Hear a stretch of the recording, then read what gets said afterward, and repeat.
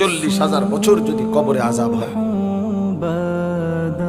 40,000 বছর যদি কবরে আযাব হয় ভাই, তখন কি হবে?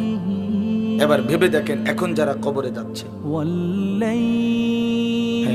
নূহ আলাইহিস সালামের জামানায় যারা মারা গেছে, ইব্রাহিম আলাইহিস সালামের জামানায় যারা মারা গেছে, নবীজি সাল্লাল্লাহু আলাইহি সাল্লাম তো 1,500 বছর আগে ইন্তেকাল করছেন, 1450 বছর আগে। তো ওই সময় যারা মারা গেছে তারা কবরে পড়ে আছে আজকে 1,500 বছর, 1,500 বছর, 1500 বছর। তাহলে নূহ আলাইহিস সালামের জাতি কত বছর থেকে পড়ে আছে? কোথায় নূহ নবী, কোথায় আমাদের নবী? কত ব্যবধান! এই জন্য বাপ, শুধুমাত্র কবরের বিষয়টাই তো সাংঘাতিক, আখিরাত তো পরে। শেষ ব্যক্তিটাও যদি কবরে থাকতে হয় 40,000 বছর, তো এখনকার মানুষগুলো আছে কত কাল ধরে? এই যার কবরে আযাব হচ্ছে, আহা বাপ, সে কি পরিমাণ কষ্ট পাচ্ছে ভাইবা। দেখে কবরবাসীদের রূহের মাগফিরাত।